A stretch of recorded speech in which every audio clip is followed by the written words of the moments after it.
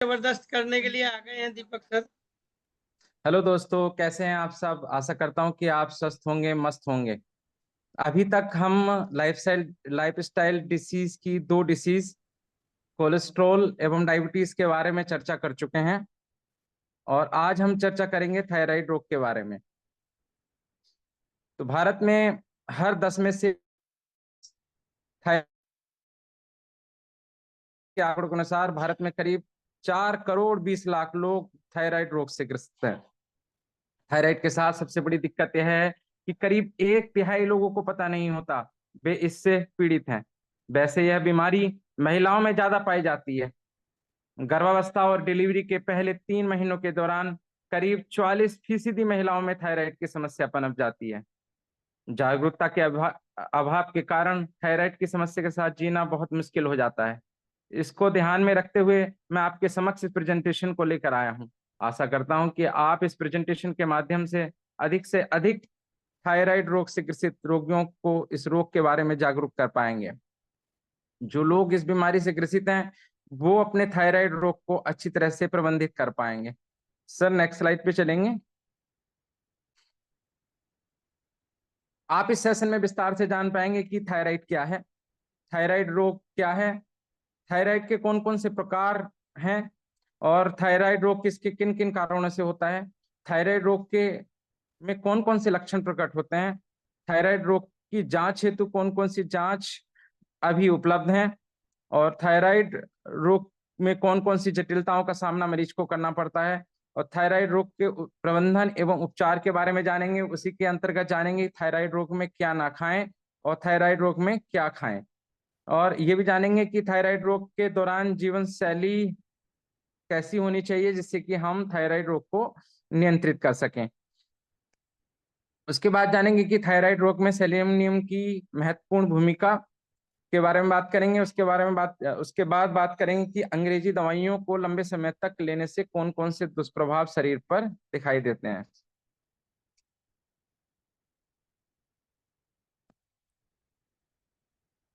और अंत में जानेंगे कि उचित पोषण हेतु हर्बलाइफ के कौन कौन से उत्पाद हमारे उपलब्ध हैं।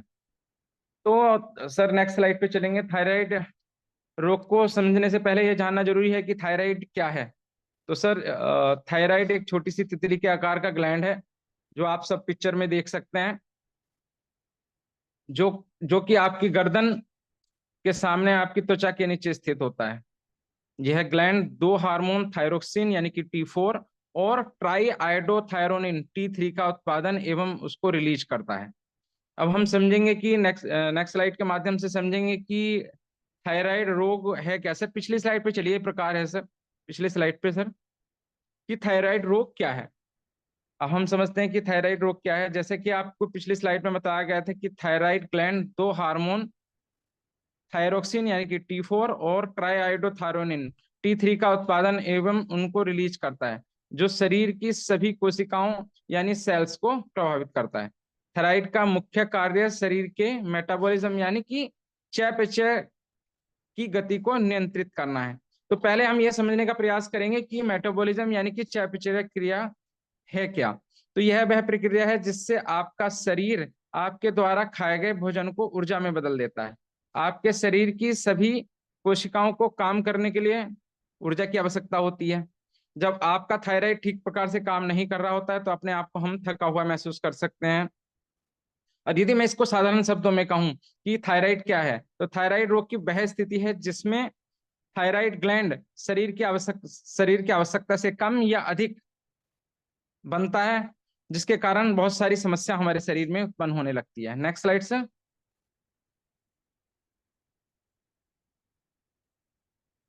अब जानते हैं कि थायराइड कितने प्रकार का होता है। तो थायराइड रोग मुख्यतः दो प्रकार का हो सकता है। उसमें से एक है हाइपर थायराइडिज्म और दूसरा है हाइपोथायराइडिज्म। तो पहले बात करते हैं हम हाइपर थायराइडिज्म की। तो इसमें सर सर लास्ट स्लाइड पे ही रहिएगा। तो जब थायराइड ग्लैंड बहुत अधिक मात्रा में थायराइड हार्मोन बनाता है तो उसको हम हाइपरथायराइडिज्म कहा जाता है। इस स्थिति में आपका शरीर बहुत जल्दी ऊर्जा का उपयोग करता है। ऊर्जा का बहुत तेजी से उपयोग आपको काफी थका देता है, और साथ ही यह आपके दिल की धड़कन को तेज करता है। बिना प्रयास किए आपका वजन गिरने लगता है और आपको बहुत परेशान कर सकता है। तो ये तो सर हाइपर, क्योंकि आप इस चीज को सर ध्यान से समझिए, आप लोग नोट कर सकते हैं कि थायराइड रोग मुख्यतः दो प्रकार के होते हैं। हम सोचते हैं कि थायराइड रोग है तो वो एक ही है, बल्कि उसके दो प्रकार हैं। पहला प्रकार हाइपरथायराइडिज्म और दूसरा हाइपोथायराइडिज्म। तो हम ये हमने अभी आपको बताया कि हाइपरथायराइडिज्म क्या होता है। उसमें बहुत अधिक मात्रा में थायराइड हार्मोन का निर्माण होता है और ऊर्जा का बहुत तेजी से उपयोग हो जाता है, जिससे कि वो जल्दी से आपको काफी थका देता है, यानी कि आप अपने आप को थका हुआ महसूस करते हैं और दिल की धड़कन बहुत तेज हो जाती है इसमें।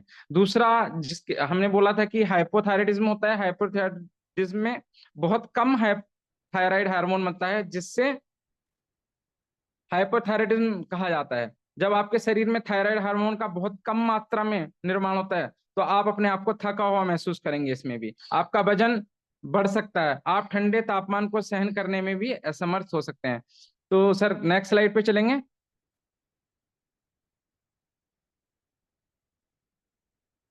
अब हम जानेंगे कि थायराइड किन कारणों से होता है। तो थायराइड के रोग मुख्यतः दो प्रकार के हैं, जैसे हमने पिछली स्लाइड में बताया। पहला हाइपोथायराइडिज्म, जिसमें कम मात्रा में थायराइड हार्मोन का निर्माण होता है, और दूसरा है हाइपरथायराइडिज्म, जिसमें अधिक मात्रा में थायराइड का निर्माण होता है। लेकिन इनमें से प्रत्येक में से कई ऐसी स्थितियां हैं जो उनको पैदा करती हैं। तो हाइपोथायराइडिज्म का कारण वाली जो स्थितियां हैं उसमें है हाशीमोटो रोग, जो कि एक आजीवन चलने वाली ऑटो इम्यून स्थिति है, जो कम सक्रिय थायराइड का कारण बन सकती है। यह उन देशों में अधिक पाई जाती है जहां पर आयोडीन युक्त नमक और अन्य आयोडीन युक्त खाद्य पदार्थ व्यापक रूप से उपलब्ध होते हैं। फिर दूसरा है सर, इसमें आयोडीन की कमी। आपके थायराइड ग्लैंड को थायराइड हार्मोन बनाने के लिए आवश्यकता होती है आयोडीन की। इसलिए आपके आहार में खनिजों की कमी से, यानी कि आयोडीन की कमी से हाइपोथायराइडिज्म हो सकता है। फिर नेक्स्ट आता है सर जन्मजात हाइपोथायराइडिज्म। तो कभी कभी बच्चे कम सक्रिय थायराइड के साथ भी पैदा होते हैं, और ऐसा भी देखा जाता है कि थायराइड होता ही नहीं। यानी कि जन्मजात का अर्थ है जन्म से मौजूद, और लगभग 2 से 4 हजार बच्चों में से एक बच्चा इस रोग के साथ इस धरती पे जन्म लेता है। अब हम बात करेंगे हाइपरथायराइडिज्म का कारण बनने वाली स्थितियों में। तो उसमें सबसे पहले है ग्रेव्स रोग सर। यह एक पुरानी ऑटोइम्यून स्थिति है जो थायराइड को बहुत एक्टिव बनाती है, और यह है हाइपरथायराइडिज्म का सबसे आम कारण है। फिर थायराइड नोड्यूल्स, ये आपके थायराइड ग्रंथि पर असामान्य गांठें होती हैं। यदि नोड्यूल्स हाइपर फंक्शनिंग कर रहे हैं, बहुत ज्यादा कार्य करते हैं, तो वे हाइपरथायराइडिज्म का कारण बन सकते हैं, यानी कि बहुत ज्यादा निर्माण आपके शरीर में थायराइड हार्मोन्स का होने लगेगा। फिर हम बात करते हैं सर अत्यधिक आयोडीन के कारण। जब आपके शरीर में बहुत ज्यादा आयोडीन की मात्रा हो जाती है तो आपका थायराइड जरूरत से ज्यादा थायराइड हार्मोन बनाता है, कुछ दवाएं लेने से आपको अत्यधिक आयोडीन हो सकता है। जैसे कि इन दवाओं में सर एमाइड्रोन नाम की एक दवाई आती है, वो हृदय रोग के लिए काम आती है। उस कि उसको लेने से आपके शरीर में आयोडीन की मात्रा बहुत अधिक हो जाती है। तो ये एक ऐसी स्थितियां भी हैं जो अलग अलग समय पर हाइपोथायराइडिज्म और हाइपरथायराइडिज्म दोनों का कारण बन सकती है। उनमें शामिल है सर, एक तो थायराइडाइटिस। यह आपके थायराइड ग्रंथि की सूजन को बढ़ा देती है। यह आमतौर पर पहले अस्थायी हाइपरथायराइडिज्म करती है। हाइपर मतलब बहुत ज्यादा आपका थायराइड हार्मोन का निर्माण होने लगता है, और फिर बाद में अस्थायी क्रोनिक हाइपोथायराइडिज्म, यानी कि फिर कम थायराइड का निर्माण होने लगता है। इसी श्रेणी में सर नेक्स्ट है प्रसवोत्तर थायराइडिटिस। यह एक अपेक्षाकृत दुर्लभ स्थिति है सर।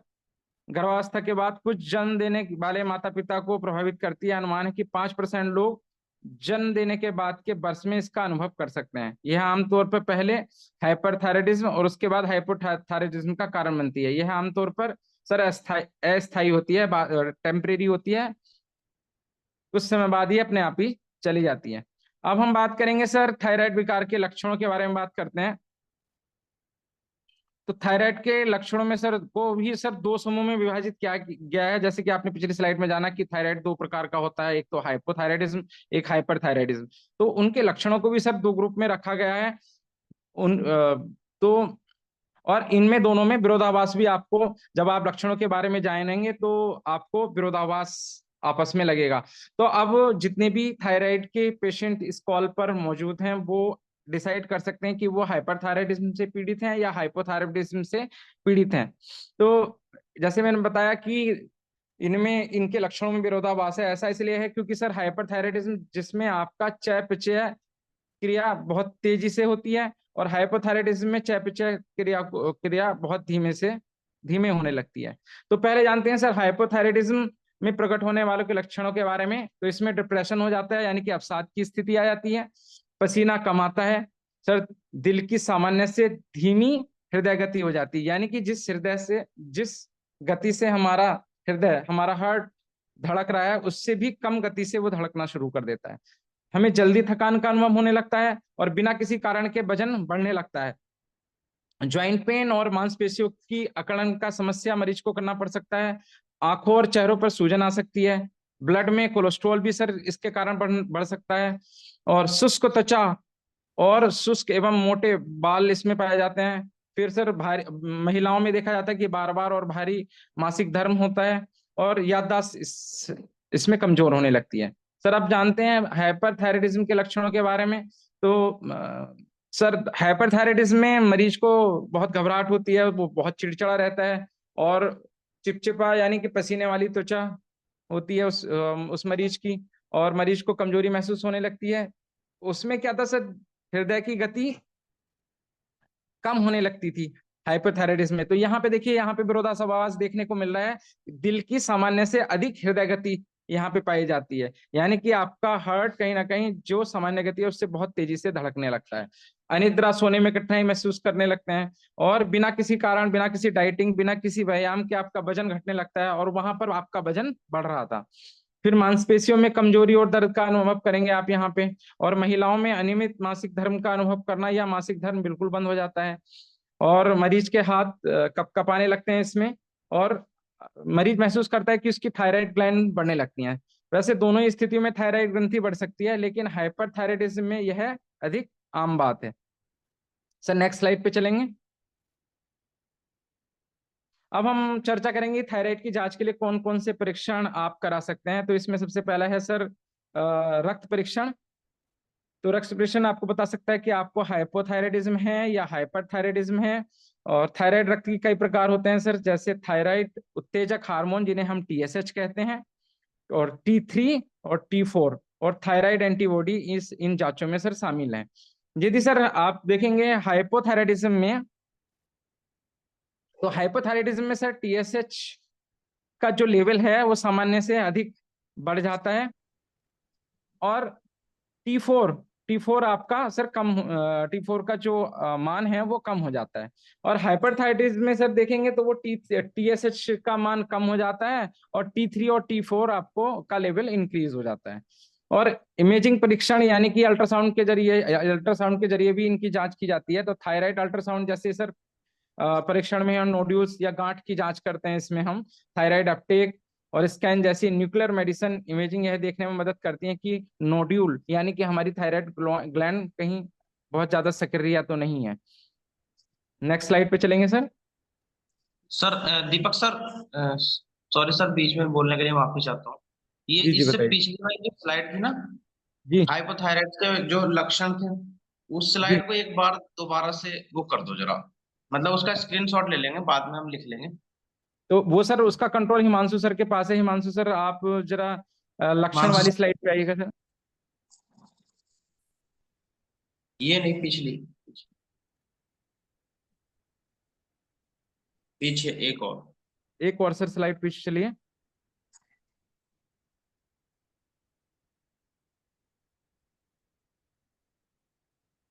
वैसे सर ये ग्रुप में हम पूरी स्लाइड ही रिकॉर्डेड डालेंगे, तो उस टाइम भी आप लोग ले सकते हैं इसको।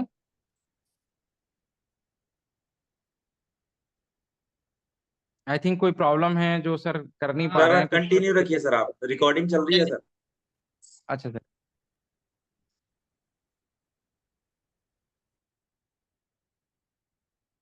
तो सर हम स्लाइड 11 पर सर स्लाइड 11 आप ला सकते हैं सर उसके अच्छा, जटिलताओं के सर अब हम चर्चा करेंगे थायराइड की जटिलताओं के बारे में। यदि थायराइड रोग का निदान न किया जाए तो सर उसका उचित उपचार ना किया जाए तो यह जटिलताएं पैदा कर सकता है। अनुपचारित या कम उपचारित सर हाइपरथायराइडिज्म से होने वाली जटिलताओं के बारे में अब हम आपको बताएंगे। तो जैसे सर पहले भी बता दिया है हमने कि दिल की अनियमित धड़कन यानी कि सामान्य से अधिक धड़कन हो जाती है। इसमें मरीज को सर ब्रेन हेमरेज हो सकता है, हार्ट फेलियर हो सकता है और ऑस्टियोपोरोसिस, जो कि आमतौर पर देखी जाती है। जो मरीज की हड्डियां हैं बहुत कमजोर सर इसमें हो जाती हैं। फिर बात करते हैं अनुपचारित या कम उपचारित हाइपोथायराइडिज्म से होने वाली जटिलताओं में के बारे में। तो उसमें मरीज को अवसाद का सामना करना पड़ता है, यानी कि डिप्रेशन हो जाता है। फिर दूसरा न्यूरोपैथी, यानी कि हाथ पैरों में झंझनाहट या उसके हाथ पैर ठंडे होने लगते हैं।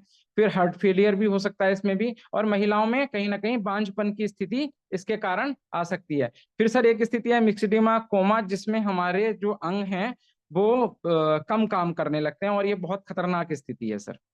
सर आगे चलेंगे। अब हम थायराइड के उपचार एवं प्रबंधन पर बात करते हैं। तो थायराइड के उपचार का लक्ष्य थायराइड हार्मोन के स्तर को सामान्य करना है। यदि आप थायराइड हार्मोन हाइपरथायराइडिज्म के उच्च स्तर से परेशान है तो उपचार के विकल्पों में निम्नलिखित है। पहला है सर एंटी थायराइड दवाई, जिसमें मेथामाजोल और प्रोपाइल थियोरोसिल, ये ऐसी दवाइयां हैं आपके थायराइड को हार्मोन को बनाने से रोकती हैं। फिर सर बात करते हैं रेडियोधर्मी आयोडीन। यह उपचार आपके थायराइड की कोशिकाओं को नुकसान पहुंचाता है, जिससे थायराइड हार्मोन के उच्च स्तर को बनाने से रोका जा सकता है। तीसरा है सर बीटा ब्लॉकर्स। डॉक्टर्स ये दवाई हार्मोन की मात्रा में देते हैं, लेकिन ये हार्मोन की मात्रा में बदलाव तो नहीं करती, लेकिन हृदय गति को कंट्रोल करती है और कंपन को कम करने में मदद करती है। फिर एक सर लास्ट में सर्जरी का उपचार एक अधिक स्थायी रूप है। आपका डॉक्टर आपके थायराइड की शल्य चिकित्सा से हटा सकता है। यह इस हार्मोन को बनने से रोकता है। हालांकि आपको अपने शेष जीवन के लिए थायराइड प्रतिस्थापन हार्मोन लेने की आवश्यकता होगी। यानी कि जब आपका सर सर्जरी करके यदि थायराइड ग्लैंड ही बाहर निकाल दिया जाएगा और थायराइड हार्मोन्स जो है भी जरूरी, तो फिर आपको कहीं ना कहीं थायराइड के लिए दवाइयां लेनी पड़ेंगी।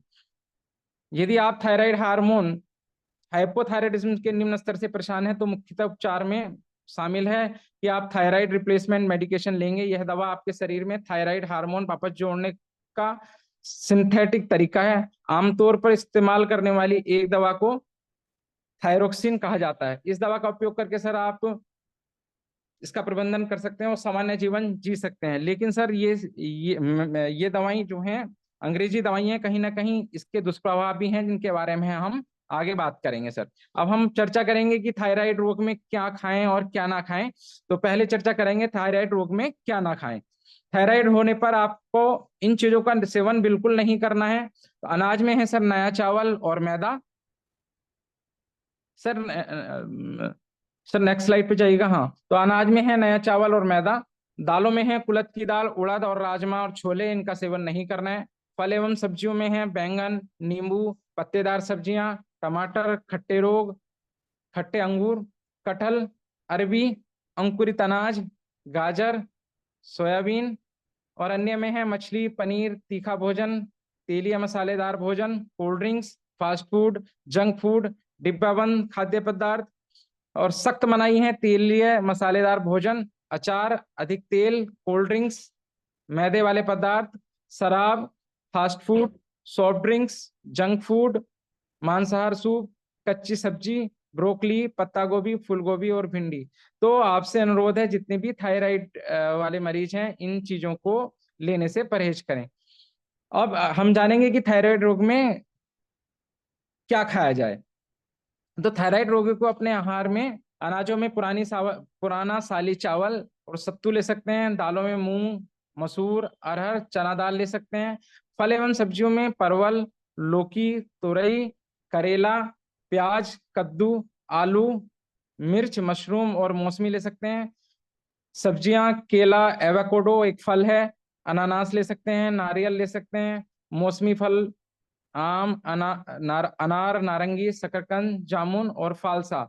और अन्य में हम गाय का दूध, दही, नारियल पानी, अजवाइन, ग्रीन टी, ब्राउन राइस और सूरजमुखी के बीज, काली मिर्च, बादाम, मूंगफली और ब्राजील नट्स का प्रयोग कर सकते हैं।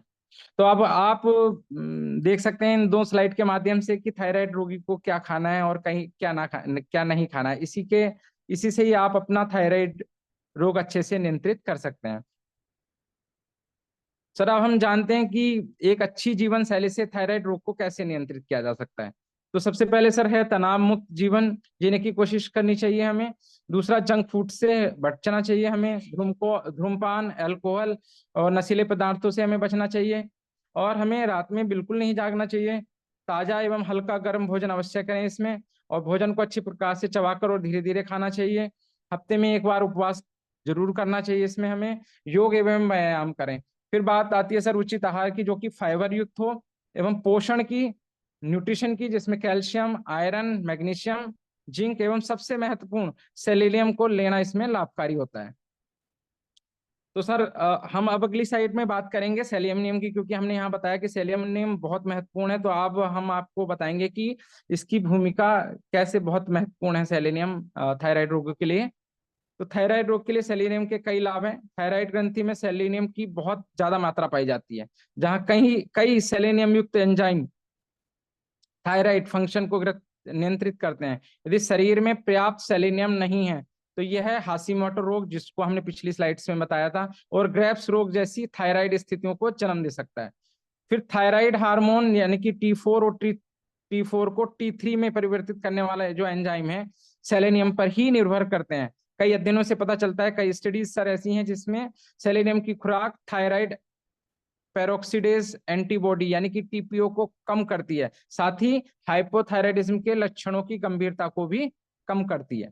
कई अध्ययनों से पता चला है कि हल्के से मध्यम ग्रेव्स ऑर्बिटोपैथी वाले रोगियों का सेलेनियम सप्लीमेंट से इलाज करने पर उनके जीवन की गुणवत्ता में सुधार हुआ है और लक्षणों की प्रगति बहुत धीमी हुई है। तो आप समझ सकते हैं कि सेलेनियम थायराइड मरीजों के लिए कितना आवश्यक है। तो आपसे अनुरोध करूंगा कि अपने भोजन में भी सेलेनियम तत्व वाले आहार को आप शामिल कर सकते हैं। अब हम स्लाइड 16 पे आते हैं, जिसमें हम चर्चा करेंगे यदि लंबे समय तक अंग्रेजी दवाई थायरोक्सिन से हम उपचार करते हैं तो मरीज के शरीर पर क्या क्या दुष्प्रभाव देखने को मिलते हैं। तो थायरोक्सिन एक प्रिस्क्रिप्शन दवा है जिसका उपयोग हाइपरथायराइडिज्म, एक कम सक्रिय थायराइड ग्रंथि के इलाज के लिए किया जाता है, यानी कि हाइपोथायराइडिज्म में इसका उपयोग किया जाता है। जब थायराइड ग्रंथि पर्याप्त थायराइड हार्मोन नहीं बनाती, लेकिन कई दवाओं की तरह थायरोक्सिन के भी कुछ ना कुछ अवांछित प्रभाव होते हैं। तो सबसे पहले हम बात करेंगे दीर्घकालिक दुष्प्रभाव के बारे में। तो इसमें होते हैं सर हृदय संबंधी जोखिम भी इसमें हो सकते हैं। तो थायरोक्सिन के कारण हृदय गति में वृद्धि हो जाती है, जिससे सीने में दर्द, अनियमित हृदय गति यह दिखाई पड़ती है मरीज के अंदर। यह दुष्प्रभाव आपको ऐसा महसूस करा सकता है कि आपका दिल तेज गति से धड़क रहा है या तेज गति से बहुत तेजी से धड़क रहा है। फिर अगला नेक्स्ट आता है सर रक्त शर्करा नियंत्रण बिगड़ना। आपकी इस दवाई के कारण मधुमेह रोगियों में ग्लाइसेमिक नियंत्रण, रक्त शर्करा नियंत्रण को खराब कर सकती है, जो जबकि यह दवाई सीधे आपके रक्त शर्करा को नहीं बढ़ाती है, लेकिन कुछ मधुमेह दवाइयों के साथ परस्पर क्रिया कर सकती है और इसे कम प्रभावी बना सकती है। फिर सर बात आती है सर अस्थि खनिज घनत्व में कमी। तो थायरोक्सिन के साथ दीर्घकालिक उपचार से हड्डियां कमजोर होने लगती हैं, यानी कि बोन डेंसिटी कम हो जाती है।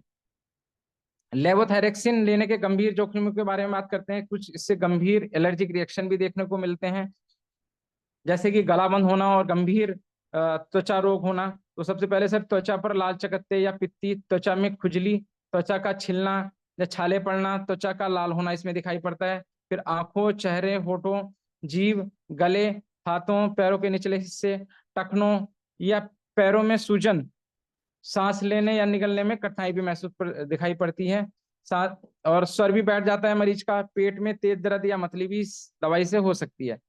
इस दवा का उपयोग मोटापे के इलाज या वजन घटाने के लिए नहीं किया जाना चाहिए। वजन घटाने के लिए थायरोक्सिन की उच्च खुराक लेने से यहाँ तक कि जानलेवा विषाक्तता या टॉक्सिसिटी भी हो सकती है। अब बात करते हैं सर मैक्सिडेमा कोमा की। तो मैक्सिडेमा कोमा एक गंभीर हाइपोथायराइडिज्म की एक दुर्लभ रूप है, संभावित रूप से घातक है।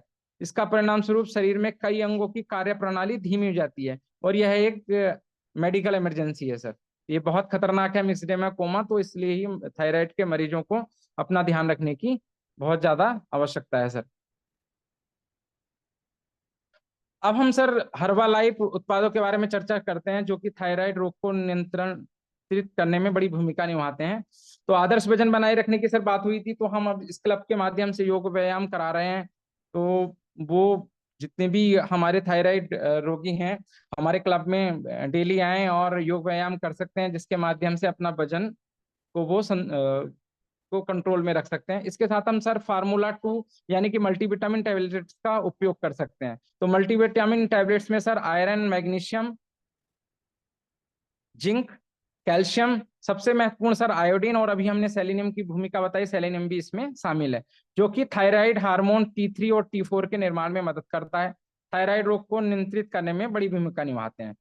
इसके बाद सर कैल्शियम और विटामिन डी इसमें है, ये हड्डियों के स्वास्थ्य के लिए जरूरी है। और हाइपर थायराइडिज्म से पीड़ित लोगों की हड्डियां पतली हो जाती हैं, ये हम पहले भी बता चुके हैं हम पिछली स्लाइड्स में। और उनमें खनिज घनत्व कम हो सकता है, यानी कि कैल्शियम की मात्रा कम हो जाती है, जिसके कारण हड्डियां पतली हो जाती हैं और हड्डियां कमजोर हो जाती हैं। फिर विटामिन और डी भी इसमें पर्याप्त मात्रा में है।